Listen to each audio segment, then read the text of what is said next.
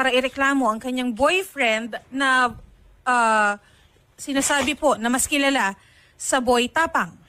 Ayan.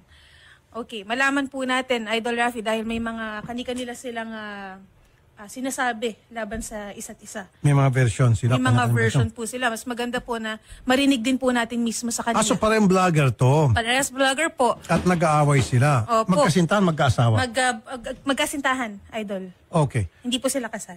Alright. So live-in. Live-in lang po. Pati pagbatiin natin kung ano yung problema, di subukan natin paayusin. Tulad mga ginawa natin mga nakarang araw hanggang ngayon. Opo. At meron tayong video. Sige. Panoorin po natin.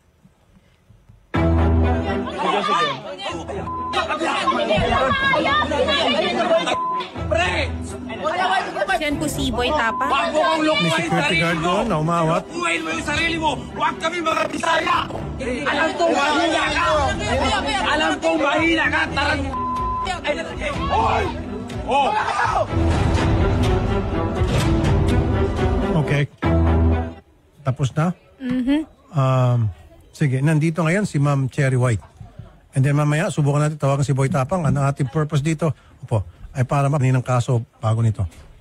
Ayun. Taas mo muna. Kinakabahan si Ma'am Cherry White. Maling sila sa baba, sir. Sorry po. Bigla kayo na isa lang. Sabi ko, bago mag 3 o'clock, sorry na, medyo napa-extend yung kaninang complainant. Sige. Magandang hapon po, Ma'am Cherry White. Hello po, magandang hapon po. Nasabi na po sa amin kanina ni Sherry yung problema at susubukan po namin, tingnan namin kung pwede natin maayos pa to.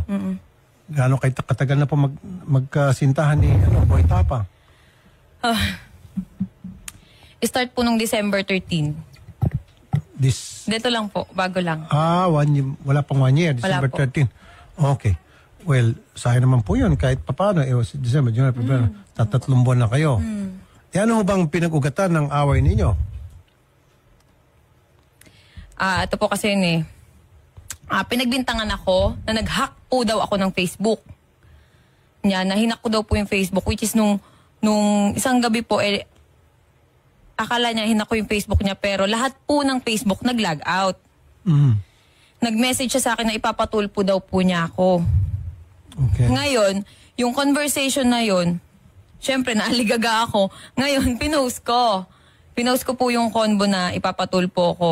Tapos, bigla na lang siyang nag-live sa Facebook niya. Nagsalita po siya ng mga kasiraan about sa akin. Katulad po ng walker ako, magulang ko po, adik, may matanda daw po ako. Yun po yung mga sinabi niya sa akin sa live. 1 hour po siyang naka-live. Pero pagkatapos niya, nag-usap na ho ba kayo, ma'am? Hindi po. Okay. Hindi mo natanong sa kanya ba't niya nagawa yon? Wala ba siya yung pagsisisi or pag nag-post later on na bakit niya nagawa yon o hindi ba siya nag-reach out at gusto makipagbati? Wala po eh. Bakit siya pang magpapatulpo Ayun nga po eh. Hindi ko maintindihan bakit ako pa ipapatulpo kasi may ebidensya daw po siya na pinapahack ko yung account niya, yung Facebook niya. Anong ebidensya pong hawak niya? Hindi ko po alam. Nung gabi po yun, lahat yun nag-log out yung Facebook. Pero kung kayo po ay magkasintahan, ba't kinakailan po ay i-hack yung kanyang Hindi ko nga po alam. Hindi ko po gawain yun. Pero yan po iba na-explain mo na sa kanya? In-explain ko po, pero sunod-sunod yung rant niya sa akin. Sinasabihan niya pa ako ng bad words na, ulul ka, alam ko ikaw may gawa nito. Pero, nung time na po yun, lahat ng Facebook nag-log out. Okay. At ito naman, nagkaroon po talaga ng down po ang meta po nung araw po niyan. Facebook, Messenger, and Instagram po. Yung po nag-down ba, po talaga. alam niya at nasabi sa kanya? Hindi ko po alam. Pero nung time na po na yun, sinabi ko sa kanya yun na, paanong hinahack, nagko-content kami dito na na-log out lahat ng Facebook. Sabi niya, ulul ka, ikaw lang gagawa nito, alam ko yung ginagawa mo. Pero ano motibo para gawin niyo sa kanya? Hindi niyo ba naipaliwanag sa kanya na ba't ko gagawin yun, ba't kita i-hack? Sir, puro bad words po yung sinabi niya. Ako, kalmado lang. Sabi ko, hindi ko gagawin yan. Nandito po yung conversation sa akin. Pero sa palagay niyo po, bakit niya naisip yun? Marami siguro lang po pwedeng dahil po pagbintangan. galit siya. Galit siya. Bakit po siya galit Sir, sa inyo? matindi magalit yun, nakakatakot. Kaya nga boy tapang eh. Opo, nakakatakot talaga. Dapat prepared ka na kung nung makipagrelasyon ka sa kanya. Hindi, kaya nga po Alam mo naipag-iwalay dapat- na ako eh. Ayaw niya. Ayaw niya. Siguro give it a try. Kasi siyempre ma'am, nung pinasok mo relationship with him, alam mo kung ano yung karakter yung pagkatao niya. Dapat tanggap mo Sir, niya, nung ready nagkakilala ka. kami, hindi po siya ganun. Sobrang lambing niya. Hmm. Sobrang bait niya. Okay, maganda yung sinabi mo. So, Opo. ano sa tingin mo ang dahilan nung sobrang bait niya, sobrang lambing niya, biglang nag 360 degrees? Sir, selos. Ayun. Yan Selos. sinasabi nila, huwag ka kasing magkaroon ng kasintahang maganda. Oo, di ba? Kasi kung ikaw magkasintahan maganda, talagang marami kang problema dyan. Siyempre, Sir, natural. maganda. Hindi po daw ako maganda. Kasi sinasabi niya sa live, unggoy ka din. Tanggalin mo yung maskara mo. Pangit Kasi na naman. sir, ritoke daw po yung ilong ko. Wala namang masama kung ritoke. Oh, doon sa mga mga selosa at seloso, wag na kayo magkasintahan ng gwapo at maganda para hindi na kayo magsiselos. Wala nang aligid-aligid. Di ba? So, nagsiselo siya. Baka naman may pagbasihan ma'am para maging fair. Baka naman may pagbasihan yung pagsiselos niya. Sir, ito nga eh. Pilit kong sinasabi noon sa social media, ilabas mo kung anong dahilan ng hiwalayan natin. Bakit hindi mo malabas? Kasi sir, ayoko magsalita eh. Masisira siya. Hindi, pero ma'am, kasi wala siya rito. Subukan natin tawagan. Yung bang, okay, dati malambing siya. Sabi niya, sweet. Sobra. O, Para siyempre, akong prinsesa. tama lang yon. Usually ganun talaga pag naniligaw. Pag tumagal-tagal na, hindi naman lahat, medyo pa yung pagbabago. Pero what led to it? Ano po yung mga nagawa mo sa tingin mo sa kanya na para naging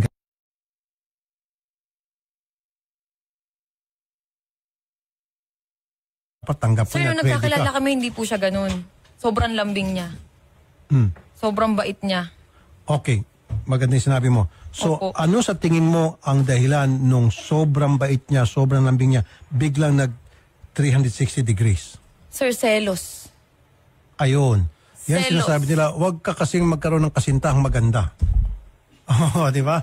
Kasi kung ikaw magkasintahan maganda, talagang marami kang problema dyan. Siyempre, Sir, natural. maganda. Hindi po daw ako maganda. Kasi sinasabi niya sa live, unggoy ka din. Tanggalin mo yung maskara mo.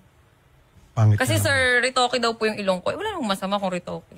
Oh, doon sa mga mga selosa at seloso, wag na kayo magkasintahan ng gwapo at maganda para hindi na kayo magsiselos. Wala nang aligid-aligid. Di ba? So, nagsiselo siya. Baka naman may pagbasihan ma'am para maging fair. Baka naman may pagbasihan yung pagsiselos niya. Sir, ito nga eh. Pilit kong sinasabi noon sa social media, ilabas mo kung anong dahilan ng hiwalayan natin. Bakit hindi mo malabas? Kasi sir, ayoko magsalita eh. Masisira siya. Hindi, pero ma'am, kasi wala siya rito. Subukan natin tawagan. Yung bang, okay, dati malambing siya. Sabi niya, sweet. Sobra. O, Para siyempre, akong prinsesa. tama lang yon. Usually ganun talaga pag naniligaw. Pag tumagal-tagal na, hindi naman lahat, medyo pa yung pagbabago. Pero what led to it? Ano po yung mga nagawa mo sa tingin mo sa kanya na para naging ganun po yung kanyang pag-aasal na ngayon sa inyo? Kasi ganito po yan eh. Nag-start yan pati dun sa ano. May nagpa-picture sa akin sa Alcoy, sa Cebu. Nag-away po kasi kami that time. Lagi kami nag-aaway. Laging punto selos. Siyempre ako nagselos din ako. Pero yung pinagsiselosan ko nasa lugar. Okay. Nasa Ano po yung sa Tapas to. Cebu? Yung sa Cebu, sir, ganito yan eh. Meron din kasing lumabas sa video po na nakita ko. Pero hindi po siya yung sinaktan ko. Opo. Yung mga kaibigan niya. Sir, dinipensahan ko po kasi yung sarili ko. Bumaba ako dun sa resort, nakapanty ako. Nagsiswimming po ako dun that time. Opo. Tapos, pag akyat ko, galit na galit siya. Sabi niya sa akin, hinawakan niya yung kamay ko agad. Nakaganyan ako, sir. Hinawakan niya po yung kamay ko, tapos yung kaibigan niya, 4 na lalaki. Habang hawak niya ako, naka-video sila. Nasa kalsada po kami, may video ako. Nasa kalsada sila, nakipag-sex ka doon? Ginaganyan niya ako, nakipag-sex ka dyan sa baba? Anong ginawa mo dyan? Sabi ko, mga followers, nagpa-picture sa akin, anong masama? Doon na siya na-trigger. Nagselo siya, yun. So, may Galit na nagpa-picture galit sa mga followers, pinagselosan niya po yun. Opo, yung mga taga Cebu. Doon po sa lugar na yun. Natural lang po sa ating mga vloggers, magisiguro sa kanya, pag may nakikita mga followers ng picture, hindi niyo po naunawaan yun. Bakit wala ho ba nagpapapicture sa kanya? Madami din po. Oh, at ikaw, nagsiselos ka ba pag may nagpapicture sa Hindi kanya? po. Normal po yun eh, pag may nagpa-picture. Kaso kasi yung point po na yun, naghiwalay na naman kami. Yung mga nagpa-picture sa akin, pinatagay ako. Dun sa may resort. Siyempre, katuwaan po kami, yun. Pag akyat ko, yun, nagalit na siya. Anong dahilan daw bakit si Boy Tapang, siya pa sana magpapatulfo? Anong sinasabi? Pinahack ko daw po yung account niya, kaya ipapatulpo niya pagpapahak. ako. Okay. Nawala naman pong basihan. Okay. Kayo ho ba willing, ma'am, na pagbatiin ko na lang kayo? Hindi po. Ayaw mo na. Sayang naman po yung 3 buwan. Ay, hindi po. Hindi ako manghihinayang dun. Anong dahilan ba't nandito po kayo ngayon? Gusto ko po kasi sabihin sa kanya na kasi sa social media po tinitira na yung yung mental health ko talaga. May mga nagbabanta din. Tapos, hindi na ako makatulog ng maayos sa lahat ng sinasabi ng tao. Ganyan pala yung babaeng yan, may matanda. Kasi yung sinasabi niya pong matanda, tatay po ng anak ko yun. Na 40 years old plus. Yun yung sinasabi niya na matanda ako. Tapos ito Pero na, okay. Yung ba na isabi mo sa kanya bago kayo nakipagrelasyon sa kanya na ako ay merong anak at ang tata nito ay... alam niya po 40 yun. Okay, so dapat hindi niya na sinisingil siya yon. Diniklara niya yun sa kanya. Okay. So ano pa po yung kanyang hinaing? Sa social media, yung mga luxury bag ko daw po ay galing sa sugar daddy. Yun yung sinasabi niya. Na pinost ko, galing po yun sa sarili kong pinagpaguran yun. Yun yung kasi may mga nagko-comment sa akin, yung bag mo galing naman siya sa sugar daddy mo. Siyempre, nasasaktan ako, sir. Yung mga ganun na nadadamay din po yung anak ko sa mga comment. Kaya sabi ko, hindi po ako sumagot sa sa Facebook. Gusto ko daanin na lang namin sa... Okay. Kasi ma'am, ito, kung talagang hindi kayo magpag-ayos at lumalato, kung yun po yung naitabi nyo o na screenshot nyo, yung mga pananalita na hindi totoo, pwede ma-cyber libel natin. Kung sino man yung gusto nyo, may kagagawa niyan. Lalo yung sinasabi na ikaw ay walker, ikaw ay ganito, ganon, na below the belt po yun. Saka po yung nanay ko, tsaka yung tatay ko, sinabihan niya ng addict. Yun po, pwede natin makasuhan ng cyber libel mga yon. Nandiyan ho na preserve nyo yung mga post na yon. Hawak nyo pa po. Opo, may video. Sinend ko na po. Pwede ho kayo mag-cyber libel kung tutuusin. Pero habang maaari sana maiwasan natin, mapagbati namin kayo. Hindi po mangyayari yun. Kilala ko yun eh. Okay. So, at least kayo po yung nakapagsalita na sa amin. Pag siya'y pumunta rito, alam na namin kung anong gagawin. Siya nga pala, kanina pala, malala ko, yung lawyer po ni Boy Tapang gusto ata magkipag-usap off-air. So, willing ho ba kayo pagkatapos nito, pag-usapin naman kayo off-air? Sige Meron po. atang gusto sabihin yung lawyer. Siyempre, yung lawyer siguro, alam niya na pwede ka mag-cyber libel doon sa mga sinasabi mo. Pero ikaw ba walang sinasabing masasama kay Boy Tapang? Nagmura po ako kasi away namin yun eh. Nagmura po ako dun sa sa bahay ni Yeah, record. pero yung bang pinost nyo po na may sinabi kayong mga libelous, yung mga Ay, wala po. malisyosong mga panalita, wala.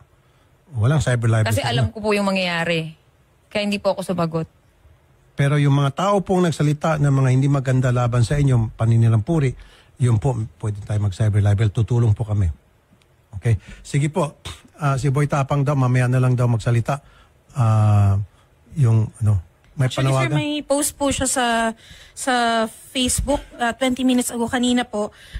Kakagising ko lang, excited naman to. Kalmahan mo, alam ko, pangarap mo yan umabot sa Tulfo kagaya ng pag-utos mo kay Canada Girl dati. Asa na ang tawag, inihintay ko. Pero tinatawagan natin, sir, wala pong sumasagot po. Saan? Pupuntahan na lang daw po si Boy Tapang. Hindi niyo tinatawagan? Shari? Hindi po, tinatawagan po natin, sir. Ringing po, hindi po sumasagot, sir. Pero Yung mga nakausap staff natin po kanina yung lawyer, di ba? Opo, hindi po sumasagot. Tas ngayon po, cannot be reached na po. Yung number po na ibinigay po ni Ma'am Kasi nga, Sherry White. ayaw nga nila ng on-air. Ang gusto nila off-air. Yung lawyer. Yung lawyer daw po ang willing Yung lawyer daw po, makipag-usap. Ma'am Cherry White, willing na ata makipag-usap.